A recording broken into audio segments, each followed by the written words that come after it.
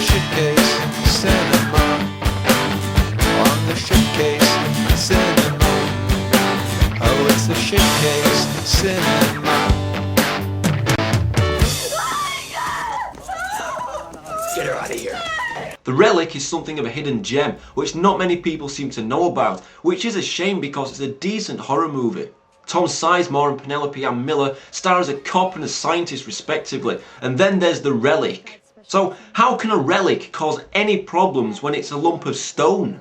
Well, strangely enough, the Relic itself has jack shit to do with the plot. Yeah, it's shown to us and mentioned numerous times about being worshipped as a god, but it doesn't have any relevance really. It may as well have been called Big Monster with Large Tusks in a Chicago museum. So the film starts with Sizemore going onto a boat. It's a ship, Hollingsworth, not a boat. Okay, a ship, and finding a load of dead bodies on board. Meanwhile, Penelope Ann Miller, who plays Margot, is a scientist who works in the museum, and she's generally pissed off about a new exhibition on show about superstition because she doesn't believe in it. So it won't surprise you when I say that Sizemore is a polar opposite, and he's very superstitious throughout the film. And he doesn't want us to forget this, so he keeps reminding us every few minutes about cats and pennies and bodies. You nearly gave me a heart attack. Was it a black cat? Don't touch it face down, it's bad luck. No, don't step over it. It's bad luck. How fascinating. Bullshit, Tom. Now when the museum shuts down for the day, it's common knowledge that every security man runs into the toilets like a little naughty boy so he can go and smoke a sneaky joint. Now of course, the monster wants to get in on some of the action, so it grabs the guy and pulls him away under the cubicle door. Oh my god! What a waste. Why in films are people able to be pulled under cubicle doors? There's never that much space in real life. Stupid film. So assuming that this monster doesn't live in the men's toilets, where does it come from? Well, at the very start there's some guy in Brazil tripping out, and then he starts to cry when he opens up a crate on a ship and sees a bunch of low quality carpets in there. Now what he was actually looking for, however, is a bunch of leaves in a box, which Margot has at the museum, and she wants to do experiments on them. Because, ooh look, there's some little eggs on there. Okay, great, it's not like they're going to turn into a giant mutated beetle or something, is it? Did you see that? A giant mutated beetle? The whole backstory is slightly confusing and overall pointless.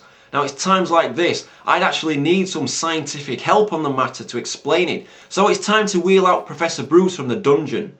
However, he looks completely different, sounds different, actually has an opinion on films now, and has strangely changed his name to Rambo Wrath for life.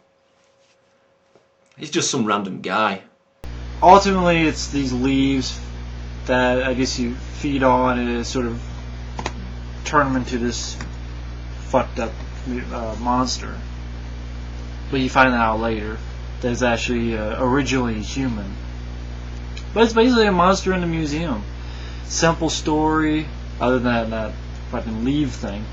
There's your scientific input into the backstory of the film. It's the fucking leaf things. So if you ever go to Brazil, don't take home any fucking leaf things as souvenirs because you'll end up looking like that. So why is the monster chilling out in a museum, I hear you ask? Because it wants to eat plenty of the human hypothalamus, which is part of the brain.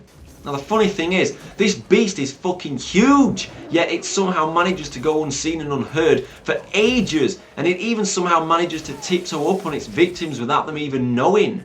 It's mental and stupid. And dude, what the fuck are you talking about, Shitcase? I mean, you don't know what the fuck you're talking about, buddy. Okay, you're the person who didn't like Cobra. Okay, you didn't like Leviathan. You didn't like Stephen King's Graveyard Shift with Brad Dourif and this Oscar-worthy performance about a fucking rat. Where did that come from? So Sizemore plods along through the story talking about his OCD when it comes to superstition. I mean, he's like a bloody preacher on coke giving a sermon. Tom Sizemore, who's not coked up. This is one of the only movies that he's not coked up. And he gives a good performance, lo and behold. Yes, some random guy, it is a good performance. And when he struggles to comprehend what's killing people, he moans and groans about his pet dog like you do. How the fuck does somebody get custody of a dog? So let's take a look at the creature itself. Now it looks pretty cool when you can see it, and that's my biggest issue with the Relic, because about 80% of the time you can't see jack shit. Now I understand keeping the beast hidden in shadows to make it more creepy and whatnot, but when you're having to wait for darkness to fall outside and to turn every single light off in your house just so you can see a little better, it's no fun. Now seriously, I'm trying to pick decent watchable clips to show you here, but if it just looks like pitch blackness, then that's because it basically is. So yeah, the beast looks cool. So come on, random guy, give us your take. And it's a creature that looks different. You know, it has big, you know, tusk-like, you know, so like a mammoth-like tusk, and the eyes are sort of like, I don't know if anyone's seen that Deep Rising. Oof. Deep Rising. Things go from bad to worse.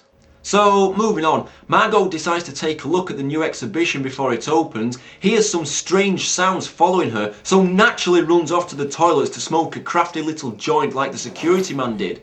Okay, she actually just stands on the toilet waiting to be killed. And here we go. We're about to see the creature close up and personal in some decent light. This is going to be great, I swear. What? Great creature effects, isn't it? Kind of like some fat old cleaning lady. Now, as I'm sure you're aware, in every single film, you've got to throw in an arsehole, so say hello to Greg. What? What are you thinking? You think I'm an asshole, right? Is that it? Yes, I do, Greg.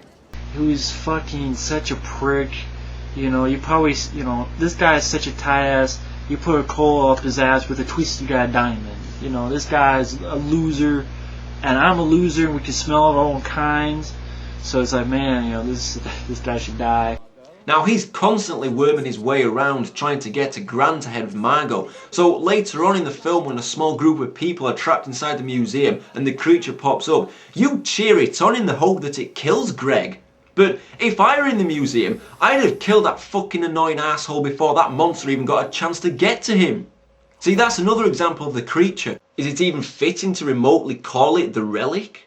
Creeping up in silence, despite being the size of an elephant and breathing like some old asthmatic crow.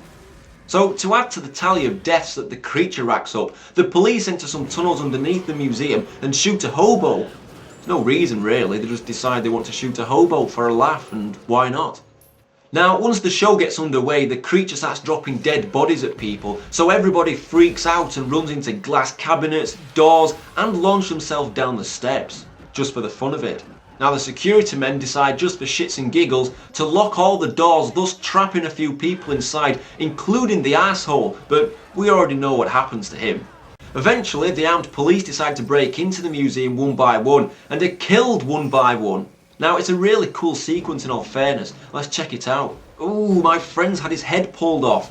Just another normal day, so I'll carry on. Oh no, my head! Ooh, my friend's had his head pulled off.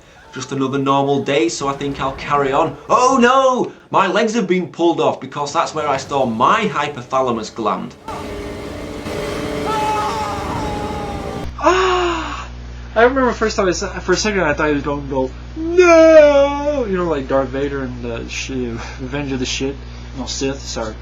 But you know, that was always a funny scene where Darth was like, no! Sizemore teams up with Margot and some old fossil in a wheelchair, but the funny thing is, when they're trying to find a way out and the creature runs at them and it has them trapped, they're like, quick, we must ditch the cripple! Haha, brilliant. No disrespect to old people in wheelchairs, but if I ever have a giant monster chasing me in a museum, I'd leave you. And I'd probably steal your wheelchair as well so I could wheel down ramps really fast, which I've always wanted to do because I always thought it would be really fun. Now, if you'd like to complain about my blatant disrespect to old crippled fossils, please watch the Plan 9 from Outer Space review where I left an email address for complaints to go to. Here, Sizemore asks to be locked out of a room so he can act as the big strongman and take on the beast one-on-one, but oh dear Tomboy, you're in the wrong goddamn room, you plonker. What a waste. So he doesn't even get to participate in the grand finale, which sees the beast getting a little saucy here with Margot, but she's obviously not interested due to it being that time of the month, so she burns the unthoughtful bastard to death. Now, it should end there and then, but they wanted to go one step too far with a below par special effect here, but it's all fun in the end. I love how she locks herself in this container full of water and doesn't seem to run out of oxygen.